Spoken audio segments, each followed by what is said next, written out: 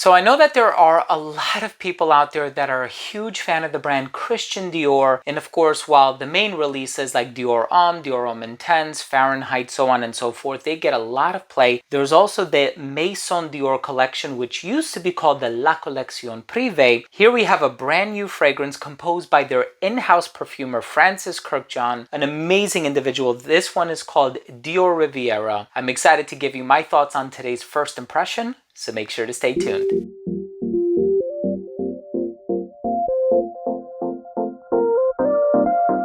Now, before I begin today's episode and I give you my thoughts on the brand new 2023 release, this one is by Christian Dior. It's called Dioriviera. It is part of the Maison Dior collection, which is a little bit more on the expensive side of things. I do want to start things off first by saying that if you're a fan of fragrance-related content, please do consider supporting the channel by subscribing to it. Hit the bell icon so you could be notified whenever I do upload future videos to the channel. And of course, give this video a thumbs up if you enjoyed it or if you took something of value from today's episode. It would really mean the world to me, and it would also greatly assist with the YouTube algorithm. So of course, when it comes to the Maison Dior collection, I have so many. I have Eau Noir, I have Eau d'Ispahan, I have just so many to name, and some of them have been discontinued and some of them have been renamed and some of them are fetching for a pretty penny online. But anyway, this is a brand new one, and as I'm sure you know, the in-house perfumer used to be Francois Demachy. He stepped down, and now Francis Kirkjohn is the new in-house perfumer for Christian Dior, which is incredibly exciting. I know he's done a lot of fragrances for Jean Paul Gaultier. He's done a lot of fragrances for Burberry. He even has his own brand called Maison Francis Kirkjohn, which means the house of Francis Kirkjohn. So here we have a brand new fragrance called Dioriviera, and you think of the French Riviera, you think of being by the water and these beautiful hotels and buildings and the ships and the yachts and so on and so forth, and it's just a wonderful experience. I've never been to that part of France personally. I've been to Paris. Coincidentally, that's when I had a meeting with Francis Kirkjohn. He and I actually worked on our own fragrance, which is called Imperial, and it's by Navitus Parfums. That's neither here nor there. He's an amazing perfumer. I've met him in person on a number of different occasions, and every time I've seen him in person, he's just always been so magnanimous with his time, very benevolent, and he's an incredible person, highly knowledgeable as well. Here we have a fragrance called Dioriviera, and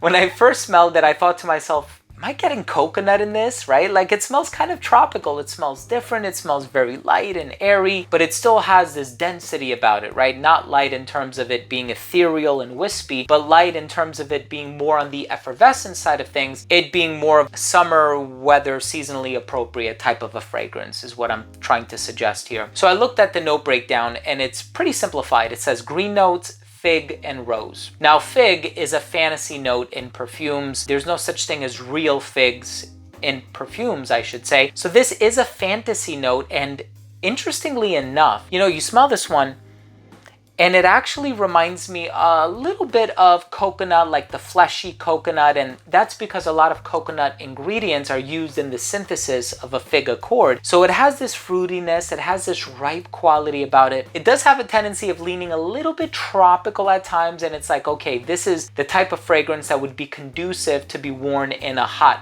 type of a climate. And so I really enjoyed for that reason. I think it's quite special in that regard. So it is a very like warm weather, fantastic sort of a fragrance. In terms of the green notes, it's a little herbal. I'm getting a little bit of like a clary sage, sclerine molecule type of a thing in here. If you think about fragrances like Hermès's H24, like you might get something similar to that. And so if you told me this was a flanker of H24 by Hermès, I would have been kind of convinced, I think, right? You could have tricked me with that. But this fragrance definitely gives off that juicy sort of a fig ingredient, and the rose that's in here. So the rose, you can smell it. It's not overly jammy or dense or spicy. Certainly there are some varieties of rose out there that can be on the jammy side of things or the spicy side of things. This one just smells very gentle, very floral. It has kind of a calm appeal or presence in the fragrance. And I think for that reason, it's still a fantastic contender for the hotter weather, spring and summer. I think this one is going to be absolutely perfect. The one thing that I really do enjoy, they're going in a different direction with this particular fragrance. When you think about some of the more recent Maison Dior fragrances like Sakura being one of them, they've exhausted all of their rose options, in my opinion. I remember smelling some of the more recent ones released by Francois Demachy and thinking, oh, another rose. Oh, yet another rose. Oh, yet another rose. And it just kept going on and on and on. And I was like, how many different ways can you express the note of rose? And so I think I just sort of came to understand after a while that, okay, with his creative direction, there was kind of a plateau there. And with Francis Kirkjohn taking the wheel now, I see it's going in a really interesting and rather beautiful direction. So am I a fan of Dioriviera?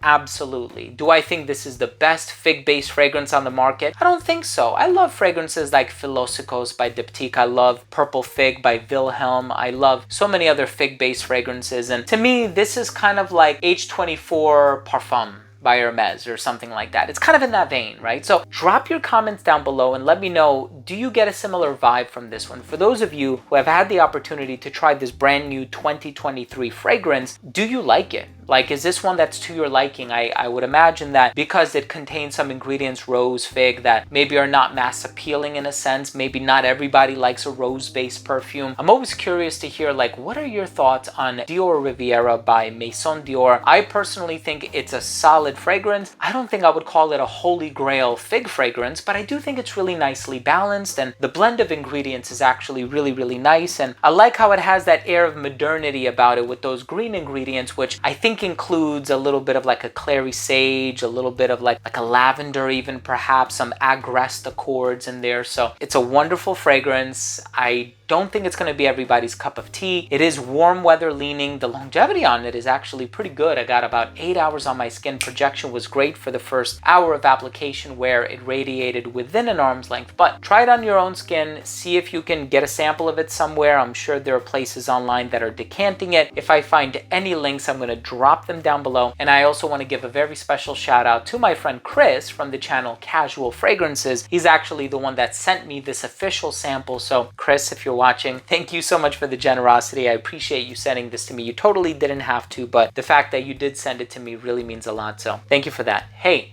thank you so much for watching, everyone. I hope you enjoyed this video. If you did, please do consider supporting the channel by subscribing to it. Also hit that bell icon so you could be notified whenever I do upload future videos to the channel, and give this video a thumbs up if you enjoyed it, or if you took something of value from today's episode. It would really mean a lot to me. Thanks again for watching. Love you guys, and we'll see you next time. Bye.